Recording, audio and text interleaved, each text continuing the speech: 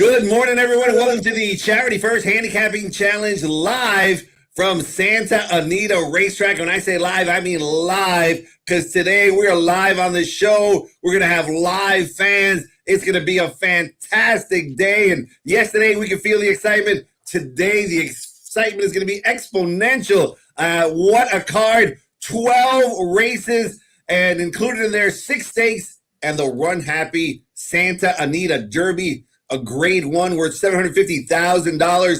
The big news is that Life is Good being out makes that race a big race. Instead of like 4 entries, I think we got like 11. And there is news of a scratch. Number 1, Roman Centurion. It's not. I don't think it's official yet, but it's just about official that he's going to be scratched out of the race. Also, we got a mandatory payout in the pick 6 that starts in race 7, the race right before the Run Happy Santa Anita Derby. And that is with the guaranteed payout. We're expecting the pool to be around $5 million.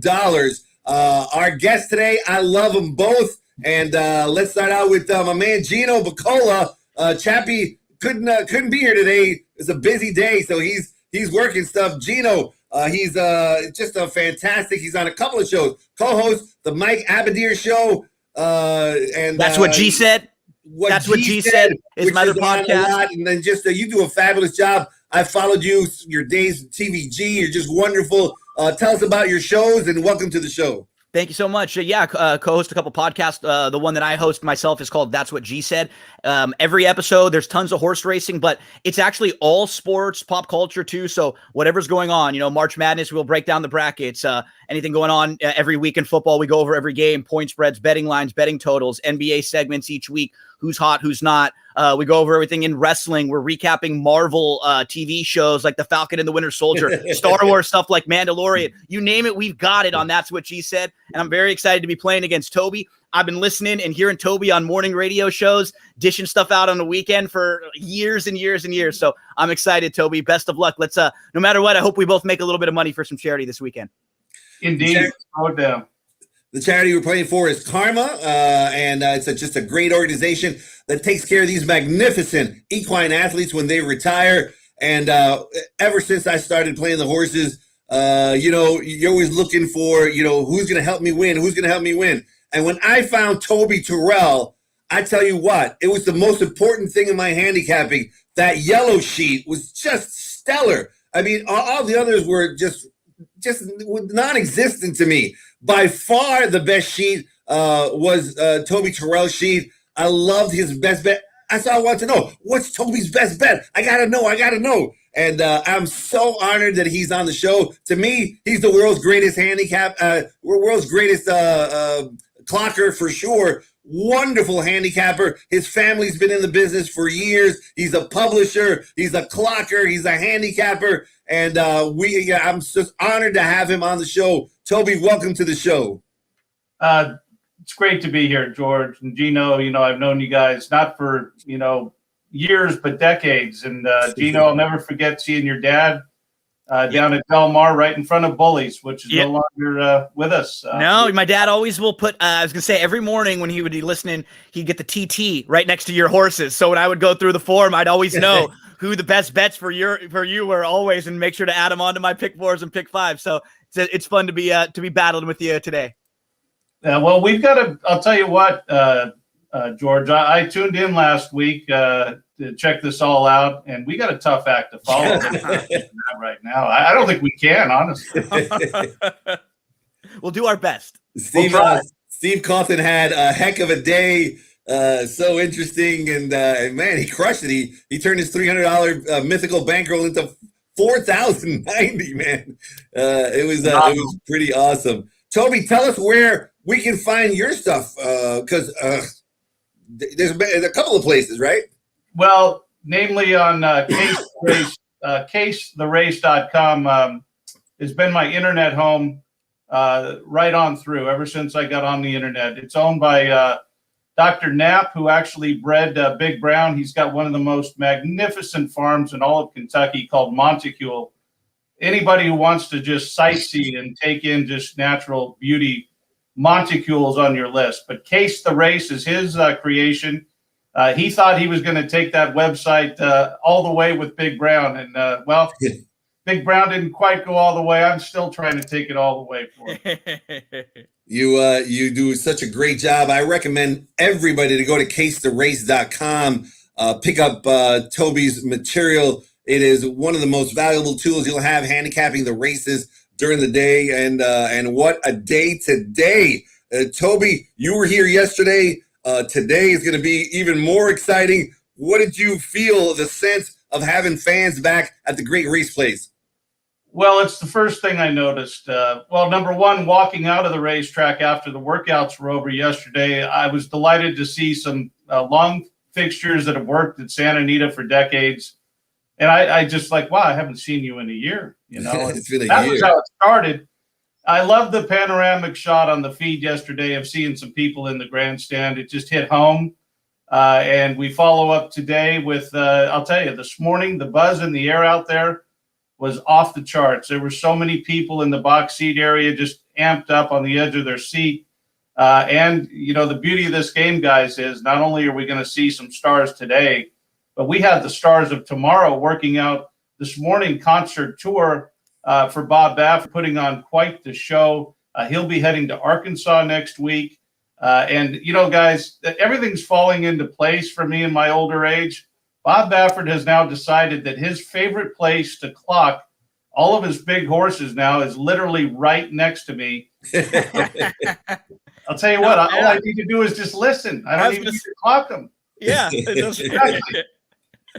Is he the kind of guy who will be talking to the riders as they're working out? Oh, absolutely. I get every eighth. I get the play-by-play. Either you know 11-3, perfect. Slow it down. Speed it up a little bit.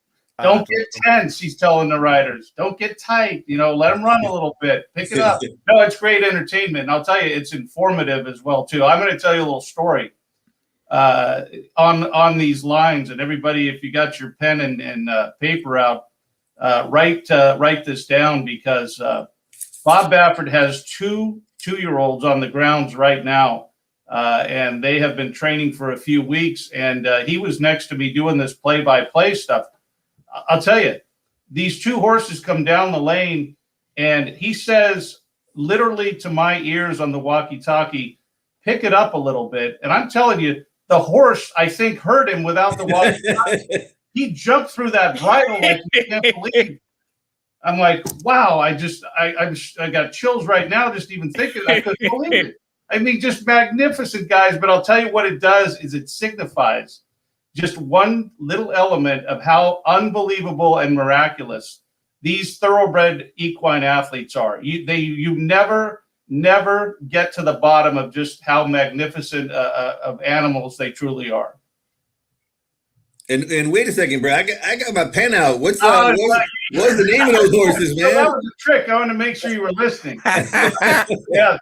Well, first of all, you know, the stallion of the horse kind of gives it away. It just happens to be by Into Mischief. And the horse's name is Barassa. B-O. In fact, I'm not exactly sure the spelling, but it's like B-O-R-R-O-S-S-A. It's something like that. I've only seen the name a couple of times. I know the horse like I'm sitting here. Big, magnificent looking 2-year-old with 4 white stockings and a stride that looks like maybe next year's Kentucky Derby. Wow. Exactly. That's what I'll tell you another little story. The first time this horse came down the lane, this team of 2-year-olds, it was late in the morning. It was about 3 weeks ago, maybe a month ago. And I'm walking out of the box seat area, walking down to walk out of the track, and Baffert's kind of sunbathing down there. So I was got to have something to say. I said, that last set that you just kind of shot through there, I didn't get a time on him. Why is that? Did I miss him? He goes, no, buddy. He goes, those are 2-year-olds. 2-year-olds. that horse looks like a 4-year-old, like ready to run in a stakes race. And the rest, I'll tell you, it's one thing to see them, look them, love them, whatever, but they got to keep performing and stay on that line that takes them to greatness. And this horse has done it. He worked out of the gate, which for everybody listening on workouts, that's when horses get a little serious. That's when they kind of show, you know, the race day vibes a little bit. And this horse just broke out of the gate like he knew exactly what he was doing. He's a big, rangy horse. That's what's so exciting about him. He breaks out of the gate and just keeps cruising in high cruising speed, 46 and 4/5 for a half mile, gallops out in a minute flat. I'm going, wait a minute. Wow. Is this horse like, there's an expression when I dabbled in the bloodstock side of things. My dear friend of mine, Russ Tyrett, God rest his soul, he just passed away. He was the co-chairman of Warner Brother Records. And I met him when he was just like, just like in marketing. He made it to the top. And the name of his stable was Hitbound, which, of course, is the music industry staple. I got a name for this already, Derby Bound, Wow. for this horse. So, yeah, I mean, it's just never a dull moment out there, guys. All right. So very, very blessed. And I'll tell you, being Easter weekend and a nice holiday weekend and just an unbelievable day at Santa Anita yesterday and today. And then on Easter Sunday tomorrow, just a beautiful climax, and just always counting my blessings just being out there. And I know you guys do too. You guys are great guys. I've known you for decades. And that's George, you always said one day we're going to hook up. Yeah. Go back to Hollywood Park on the big stage. And you know what? You keep that faith. You keep the faith no matter what. And I'm going, when are we going to hook up for this? Here we are at the big show. We're not last week's show. There's no way. I mean, Steve Cawthon. I mean, you want to talk about memories. I remember when he came out here, my grandfather was so excited. Just the fact that he came out here the next year after affirmed. I'll never forget that whatever happened the next year when he went into this massive slump, it was like shocking. But man, oh man, I forget who said it last week. That guy is a born winner. I think I said it. Yeah. Best way to put it. Hey, Gino, I love horse racing, my favorite time of year. But right after the last race today, UCLA is playing. And that's really exciting. Of course, unfortunately, they're playing against Gonzaga, and they're like 14-point underdogs. But I don't care. There's a Cinderella story to make it this far. What do you make of that game? Well, actually, Coach Mick Cronin, I think he was part owner of the horse that scratched out of the Oaks today. I believe he partially owns Brilliant Cut. I got to check that out, but I'm almost positive he's done a great job with them. And this is going to be a different animal with Gonzaga, but I don't want to give them anything's icing on the cake, but I sort of felt like that last game as a USC fan. I think for both of these programs, just getting here is incredible. They're going to get a lot of money for a Pac-12 conference that has been really under the radar the last few years, really down with the Pac-12 network. It's not very visible. Games start at 8 o'clock, 8:30 at night, Eastern time. People don't get to watch the really good players, the really good teams. This is awesome for a UCLA team who had two players that were probably going to be their best players on this team go to the NBA G League team. They really are not even what they should be as a full team. They're going to be in some trouble because I think Michigan scored 49 points last game and Gonzaga scored 49 in the first half against USC, who is like a top 5 defensive team in the country. So early is key. I don't think UCLA has the type of firepower to come back. Stay with them. Suck all the air out of the ball. Right? Make it a low-scoring game. Just don't turn the ball over and try to turn it into a fight. That's their best opportunity there. And, hey, it's cool for some SoCal teams to have a shot. All you want is a shot against Godzilla, right? You want a shot to take them down, right? The King Kong Godzilla. I think the over-under just for Gonzaga is 80. Just for them. Just for them.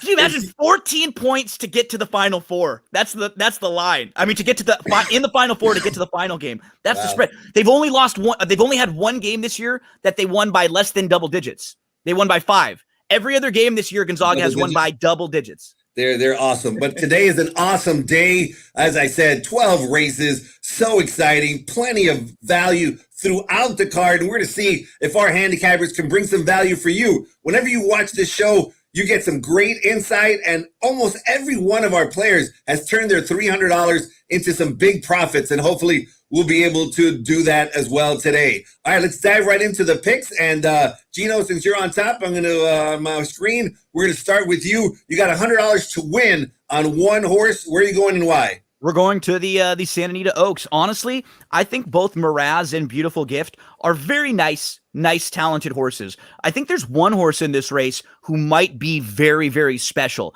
And if I don't get an opportunity to play her today, if she shows up and runs well and wins this race, I might not get the opportunity to play her again for a while. That's the number 3, Soothsay, who now in this field of 4, she was actually, I think, 6-1 on the morning line. I expect her to probably be closer to 3-1 or so, 7-2 max. I think the way this race shapes up, she's now going to be stretching out. She's going to sit a little bit closer. There's not really any need to lead speed in here. They're all kind of the pressing types. And I respect Miraz. I respect Javanica, who was really good against the boys last time out in a runner-up effort. And I respect Beautiful Gift. But give me the new face, Soothsay, stretching out for Mandela. I don't think he would put this horse in this spot unless he thought she really had a chance. And I think he looks around and sort of has the same sentiment that I do. Respect for Miraz, respect for Beautiful Gift. But this filly might be something special. The way she won for a barn who, we know Mandela does not normally crank them first time out to have them ready to rock right off the bat. Usually when they do run well, that's sort of tipping the hand that they're really, really nice animals. I think Soothsay has a major opportunity in the Santa Anita Oaks small field and might be the biggest price in there. Definitely Soothsay. I was listening to the Billy the Greek radio show this morning. Bob Baffert was on. He said, my filly is definitely the filly to beat, but the filly that scares me the most is Soothsay. A lot of unknowns, going 2 turns for the first time, but said, boy, she looked good winning. So that's the filly I'm scared of, and should be certainly a better price than Beautiful Gift. We're getting a good price there to win. Toby Terrell from CaseToRace.com. Where are you going with your $100 win play? I'm going to go to race number 9, one of our mini stakes races on the card today, and I'm going to take a shot in here with one of the classiest Calbreds we've seen in quite the last few years. Let's put it that way. It depends, guys, on how you define class. To me, it's a horse that can show up and keep showing up and lay it down and keep laying it down with that incredible heart and will to win. And we're talking about Warren Showtime in here.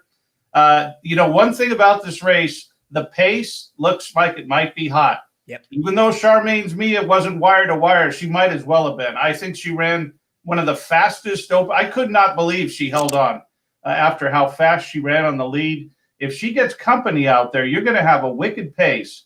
And Warren Showtime, she will lay it down, and she's going to be a big price today. So I'm pulling for her. I'm pulling for Craig Lewis and the owners.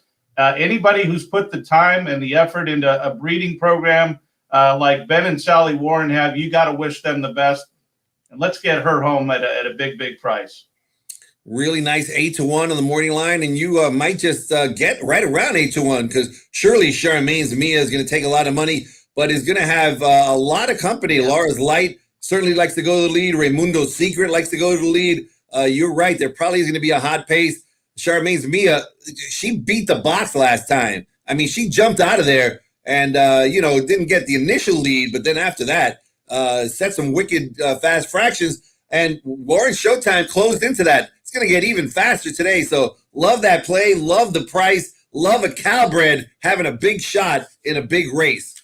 Gino, you got a $100 to play with in the Exacta. Where are you going and why? We're going to go to race number 5. And this is also going to be a kind of a sentimental play for me too. My grandpa, Frank Piccola, my Nanu, he loved to play the races too, but he didn't handicap. He didn't look at past performances. Just looking at the board, the chalkiest he could possibly play, he would play, but his numbers were 7-4, 4-7. So I'm going to box a 4-7 Exacta in the 5th. I do have some reasons, though. I'm not just giving you the numbers. There's not that much speed in this race. I mean, at all. There really isn't. I completely respect going global and what she's done. And I think she's probably going to be sitting a little closer than she has been in her last few because there's no pace in here. But I think Ivy League from the outside has a major opportunity to steal this race if Mike Smith wants to get aggressive. And I like the outside draw here because they can break and then look to the inside, see what everyone else is doing. That'll give them some options. You want to go, or you can track right here. Ivy League is a horse who had been knocking on the door for a while, finally put it all together last time out. I think she's naturally the quickest. I think she gets the lead in here, and I think that it's going to be 7-4, maybe loping around the racetrack here. I think at the very least, Ivy League has an opportunity to spice up these exotics. So let's hope we can get 7-4, but I'm going to box them just in case the 4 goes by the 7 late. In a race where really the pace is not very clear, it's good to have a Hall of Famer aboard that certainly knows his way around the racetrack and can feel right away, hey, they're going too slow, I should take the lead.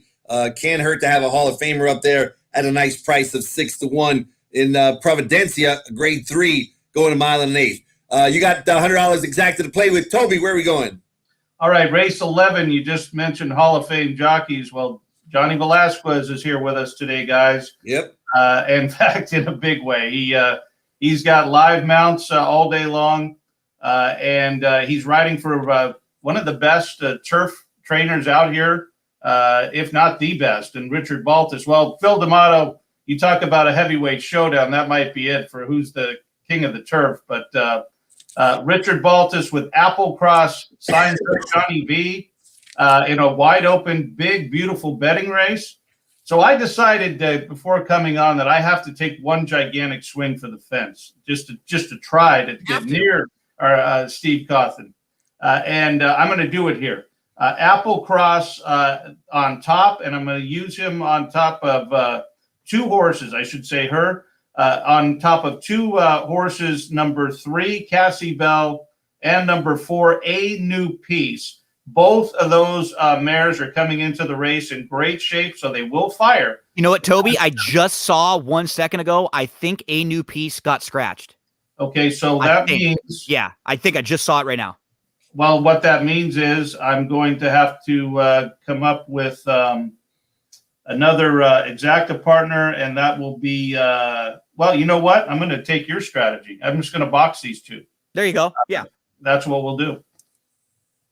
All right, we're going to box Applecross and Cassie Bell, seeing that how A New Piece, who I thought had a big shot at 20-1. So that's a key scratch, even in my handicapping. I thought in the pick 6 sequence, gentlemen, this was the toughest race Completely agree. decipher. And this is the race where I think a bomb can come through. If there's any way you could use them all, you could make a good case for so many of these. Cassie Bell, for sure. Noble Hearted looked good. Nice Ace that was a nice win. He's won 3 out of 4. And Lavender just got claimed by Sadler, and all she did was win first off the claim. It is just a stellar race. I love Applecross as well, Toby. The last race I saw that, it's really coming into the stretch, just swung really wide and still made a dramatic move. Was it Rockin' Redhead had the lead the whole way? Nobody got to her. It was hard for closers, and I love the Godfather Franco, but you got Johnny V, one of the best to ever ride, taking over. I think Applecross you're gonna get a good price and excellent pick. Wish you the best of luck there. All right, we got the Daily Double, ding ding ding ding ding, coming up.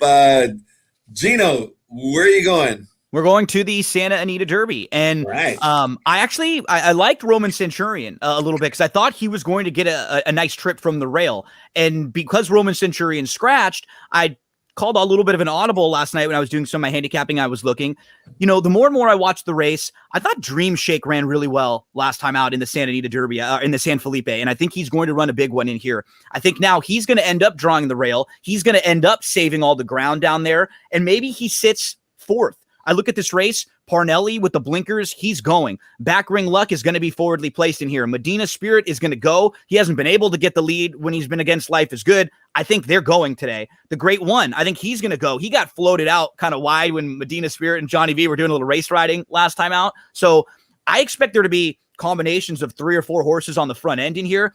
I think it's going to set up nicely for Dream Shake, save all the ground from the inside, and he kind of has that early move to him. This will be a great spot to try to make that early move, get to the lead, kind of get a little separation here. The number 2, Dream Shake. I'll probably bet a few bucks to win, but this will be the start of my daily double also as I get to race number 9, the Royal Heroine. And my handicapping analysis in this race is very similar to Toby's. And I use a different horse than Warren Showtime, but for a lot of the same reasons. I do think there is just a ton of speed in here, but I'm going to use 2 horses in the double if I can get Dream Shake home. Charmaine's Mia, who is the best horse in this field, but might not get the trip she needs. She can sit off if she has to. The horse who I'm the most intrigued by is the 8, Epidemia's Girl, who came off that really long layoff on March the 12th, was super impressive sitting a trip from the outside.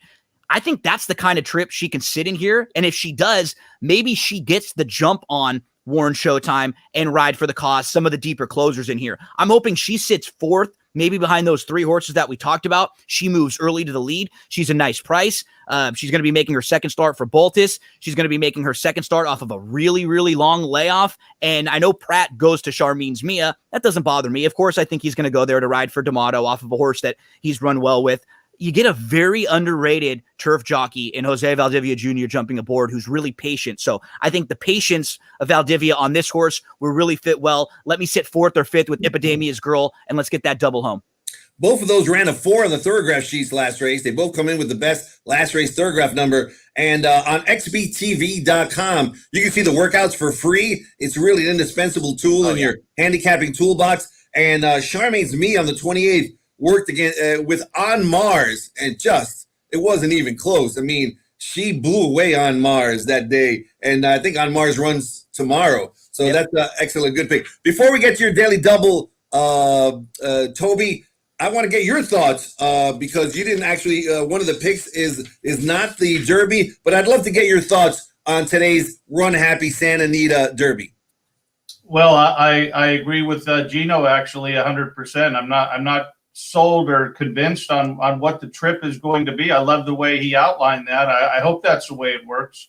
But this is a horse that I think is coming up to a peak race. We're going to find out today what he is or is not. There's no two ways about that because of the fact that off the explosive maiden win, I systematically watched Peter Urton wind this horse down.